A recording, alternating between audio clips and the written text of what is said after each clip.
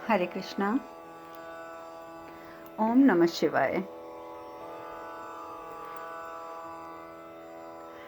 कल हम कथा में बात कर रहे थे अग्निदेव उस ऊर्जा पिंड को लेकर भटक रहे हैं यहाँ से वहाँ, क्योंकि उस ऊर्जा की ऊष्मा को अग्निदेव ऊर्जा के स्रोत होने के बावजूद उसको सहन नहीं कर पा रहे थे, उसका वहन नहीं कर पा रहे थे। बहुत जगह वो घूम चुके हैं, यहाँ तक कि हिमखंड तक पिघल गए। अंत में उनके मन में विचार आता है कि सिर्फ एक गंगा ही है जो शायद इसे शीतलता प्राप्त कर सकती है। मुझे शीघ्र गंगा के पास जाना होगा। अब वो गंगा की ओर चल पड़ते हैं, लेकिन वो अदृश्य होके जाते हैं, इसलिए ताड़कासुर उनके पीछे होते हुए भी उनका पीछा कर नहीं पा रहा। पहुंच जाता है ताड़कासुर भी, लेकिन उसे पता नहीं होता कि वो कहाँ जा रहे हैं और किस तरीके से जा रहे हैं। तो इस वजह से ताड़कासुर थोड़ा सा परेशान भी है। अचानक शुक्राचार्य वहां पे आ जाते हैं। आप सब जानते हैं कि शुक्राचार्य जी असुरों के गुरु। वो आकर बोलते हैं, ताड़कासुर ये तुम क्या कर रहे हो? तुम्हें ज्ञात भी है कि माता पार्वती ने सभी देवताओं को श्राप दे दिया है? जानते हो क्या तुम इस बात को कि माता पार्वती ने श्राप दे दिया है देवताओं को? इसलिए मैं कहता हूं कि हमारी बात मानो। इस ऊर्जा स्रोत को तुम प्राप्त करने का विचार अपने मन से त्याग दो, इसी में तुम्हारा हित है।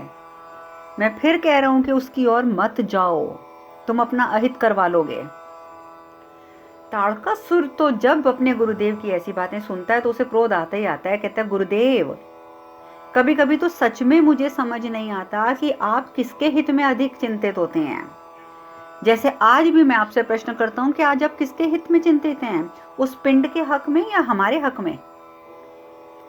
मैं तो आपको समझ ही नहीं सकता। अब कृपया करके मैं आपसे कहता हूं, गुरुदेव आप मेरे मार्ग से हट जाइए। मुझे अपना हित कैसे प्राप्त करना है, कहां से प्राप्त करना है, मैं खुद कर लूंगा। मेरे मार्ग से आप हट जाइए। शुक्राचार्य कहते हैं, अब हम तुम्हें कैसे समझाएं ताड़कासुर कि हम चिंतित तो तुम्हारे हित के लिए हैं, क्योंकि अहित करने तो तुम जा रही हो स्वयं का।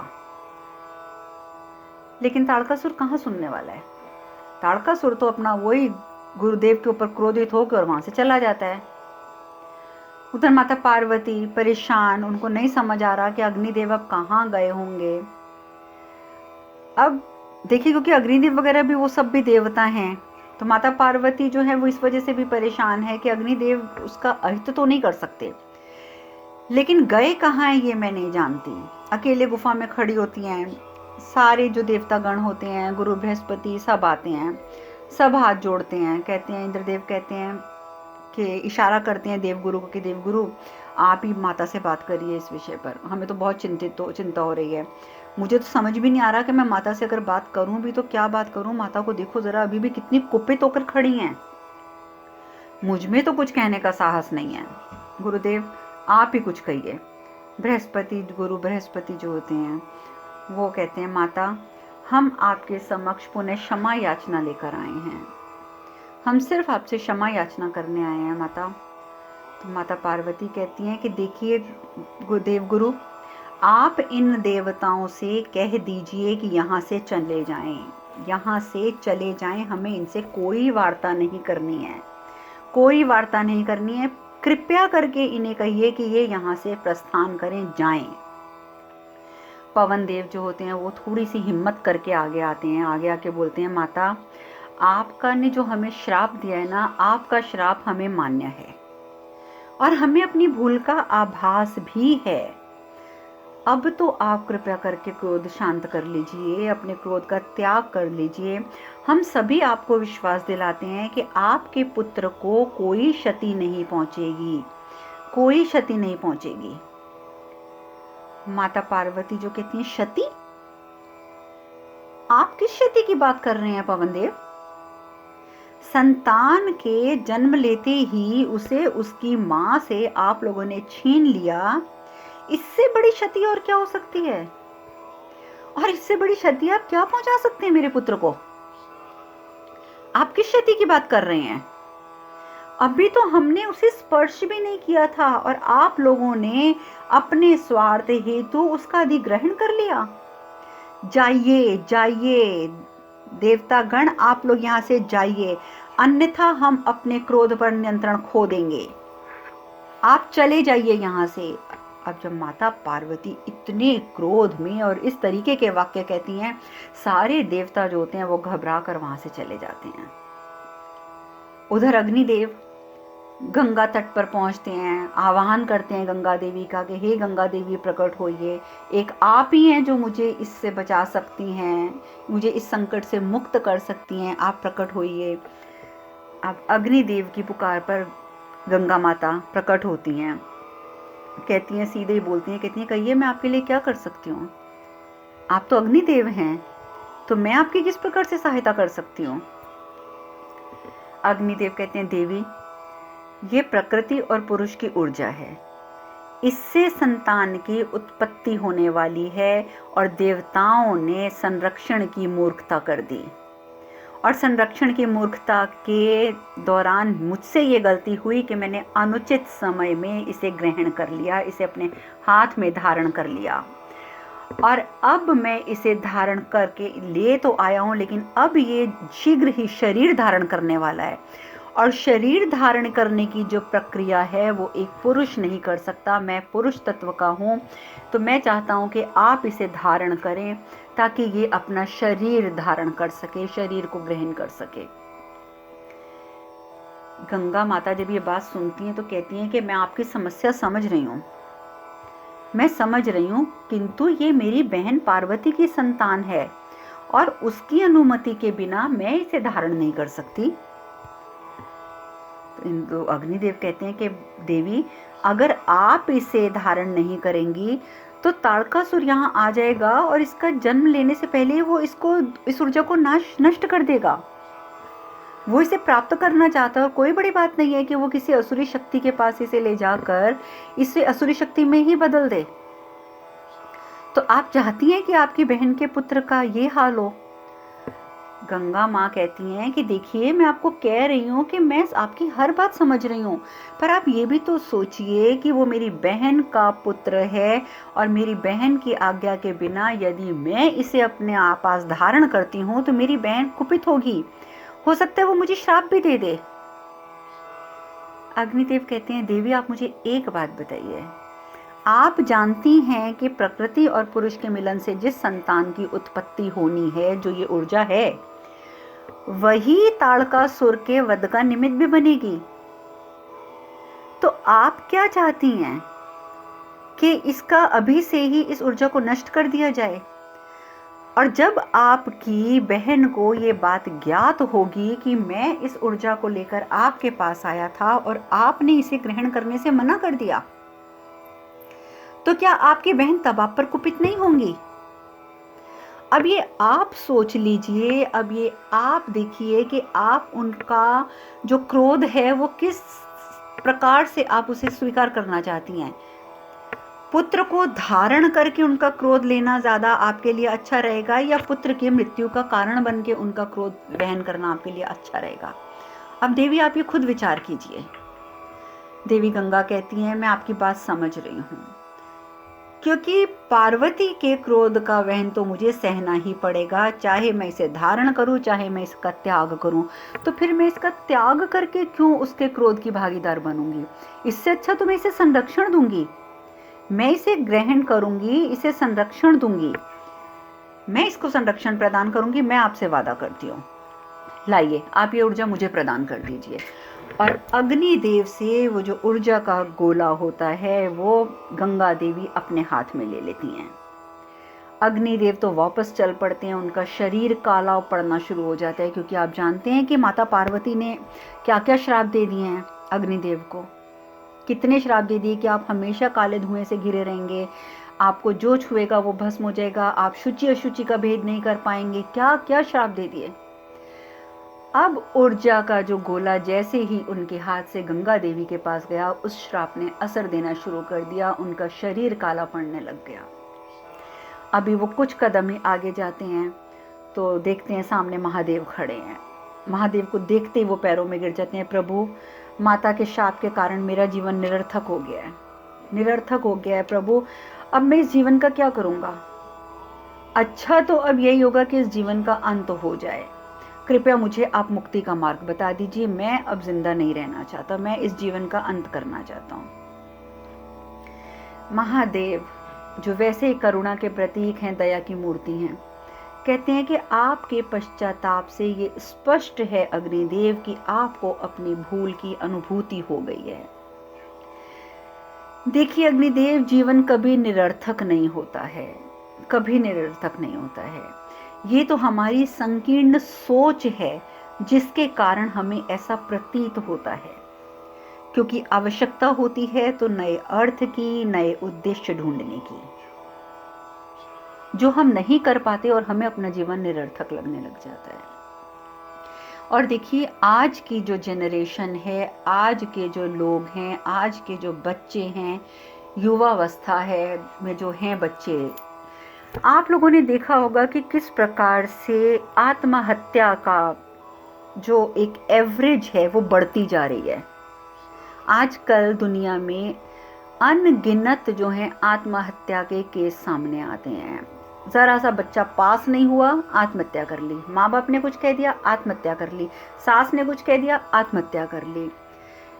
क्यों अपने जीवन को ये निरर्थक समझते हैं? इस बात का उत्तर यहाँ पर महादेव ने दिया है। महादेव ने हमें यही समझाया है कि जीवन कभी निरर्थक नहीं होता, ये तो सिर्फ हमारी एक संकीर्ण सोच होती है जिसके कारण हमें ऐसा प्रतीत होता है। तो उस संकीर्ण सोच में हमें नहीं पड़ना चाहिए, बल्कि महादेव के कथानुसार हमें आवश्यकता है तो किस चीज की? नए अर्थ की, नए उद्देश्यों को ढूंढने की। जिस दिन हम अपने जीवन में नया अर्थ ढूंढ लेंगे, नया उद्देश्य ढूंढ लेंगे, उस दिन हमारा जीवन हमें निरर्थक नहीं लगेगा, बिल्कुल निरर्थक नहीं लगेगा। आप एक बार ये करके देखिए। मैं अपने परिवार में बहुत से ऐसे लोगों को भी जानती हूँ जो अभी कुछ समय पहले तक अपने जीवन को निरर्थक कहकर वो भी सुसाइड का केस अटेम्प्ट कर चुके थे, सुसाइड यानी कि आत्महत्या की कोशिश कर चुके थे, लेकिन वो तो उनकी मृत्यु अभी आई नहीं थी, सो वो मर नहीं पाए और बच गए। लेकिन आज जब उन्होंने अपने जीवन के नए अर्थ, नए उद्देश्यों को प्राप्त कर लिया है, तो अब उनका जीवन उन्हें निरर्थक नहीं लगता। उन्हें लगता है कि भगवान की दी हुई ये अमूल्य निधि है, इसका हम अच्छे से अच्छे तरीके से उपयोग कर सकते हैं, अच्छे से अच्छा उपयोग कर सकते हैं।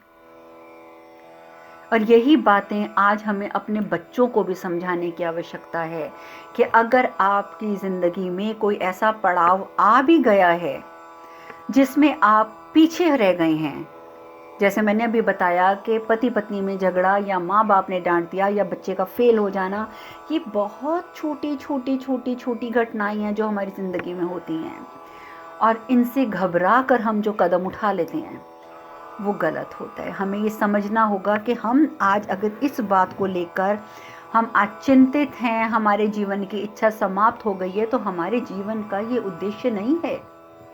हम अपने जीवन के उद्देश्य को खुद तय करें, कोई अच्छा एम ढूंढें, कोई अच्छा लक्ष्य ढूंढ लें और उस रास्ते पर निकल पड़ें। अपनी संकीर्ण सोच को छोड़ दें, तो आप देखेंगे कि यही जीवन बहुत बहुमूल्य हो जाएगा आपके लिए, बहुत बहुमूल्य। आप में जीने की एक ललक जागेगी, एक लालसा जागेगी।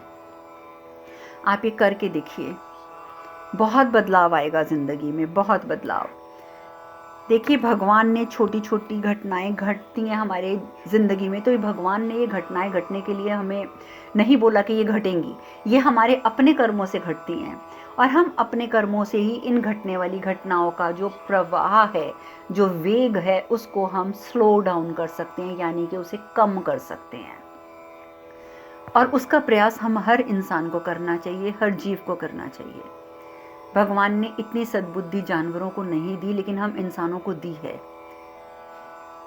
तो भगवान शिव यहाँ पर अग्निदेव को यही समझा रहे हैं कि अपने जीवन का नया उद्देश्य, नया अर्थ ढूंढो, तो यही जीवन आपको सार्थक लगने लग जाएगा। महादेव कहते हैं, अग्निदेव, मैं पार्वती के श्राप से आपको मुक्त तो नहीं कर सकता, किंतु आपको नए उद्देश्य प्रदान कर आपके जीवन को अर्थपूर्ण अवश्य बना सकता हूँ। इस प्रकार आपका श्राप का प्रभाव की जो तीव्रता है वो भी कम हो जाएगी। अब देखिए, महादेव ने यहाँ पर वही बात कही है जो मैंने अभी आपको बताई है कि हम अपने कर्मों द्वारा जीवन में घटित होने वाली घटनाओं के वेग को, प्रवाह को, उनकी तीव्रता को कम कर सकते हैं। यही तो महादेव कह रहे हैं कि मैं आपको एक नया लक्ष्य, नया अर्थ प्रदान करूंगा जिससे कि पार्वती के दिए हुए श्राप की तीव्रता कम हो जाएगी। अग्निदेव, पार्वती के श्राप के फलित होते हुए भी आप पवित्र रहेंगे और जो भी आपको धारण करेगा वह आपके द्वारा भस्म होगा, वो भी पवित्र हो जाएगा। ये मैं आपको आशीर्वाद देता हूँ। यानी कि इसीलिए कहा जाता है कि अग्नि में अग्नि शुचि अशुचि का भेद सच में नहीं कर पाती अभी भी। आप अग्नि में एक सब्जी भी भून सकते हैं तो आप किसी जीव की हत्या करके उसका मांस भी भून सकते हैं। अग्नि तो दोनों काम कर देगी, शुचि अशुचि का भेद नहीं करेगी कि ये पवित्र है और ये अपवित्र है। लेकिन महादेव के वरदान स्वरूप फिर भी जो आग है वो पवित्र ही रहेगी, वो पवित्र रहेगी और आग में भस्म होने वाली चीज जो है वो पवित्र हो जाती है। इसीलिए हमारे हिंदू शास्त्रों के मुताबिक जब आत्मा शरीर का त्याग करती है तो उस शरीर को भस्म किया जाता है। जब वो शरीर भस्म हो जाता है तो हमारे पांचों तत्व जो हैं वो वापस अपनी जगहों पर जाकर विलीन हो जाते हैं और जो भस्म हुई राख होती है वो शुद्धता का प्रतीक है। इसीलिए हम उसे जल प्रवाह कर देते हैं। जल प्रवाह भी क्या करते हैं, गंगा जी में प्रवाहित करते हैं हम। वो बात अलग है कि और धर्मों के लोग हैं जो नहीं भस्म करते शरीर को, परंतु शरीर को भस्म करना ही अच्छा माना जाता है।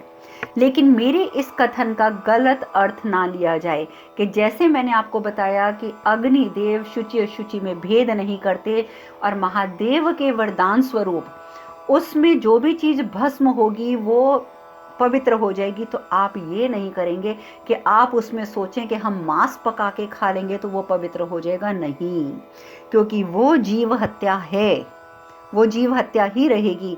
मैंने यहाँ पर भस्म होने की बात करी है। भस्म यानी कि जल कर जब वो चीज राख बन जाती है, बिल्कुल जल जाती है, तो वो पवित्र होती है। तो अगर आप सोचे कि आप मांस पका के खा रहे हैं अग्नि में तो वो शुद्ध हो गया, तो नो, नेवर, ये कभी नहीं हो सकता। मांस का भक्षण सिर्फ जानवरों को ही भगवान ने इजाजत दी है, हम इंसानों को नहीं दी है। भगवान कृष्ण ने गीता में भी ये कहा है कि तुम मुझे पत्र, पुष्प, यहाँ तक कि खाली एक जल का भी भोग लगा दोगे ना तो मैं बहुत प्रेम पूर्वक इसे स्वीकार करूंगा। भगवान कहीं नहीं कहते कि तुम मुझे अंडे का, मीट का, मछली का, मांस का भोग लगाओ, कभी नहीं कहते।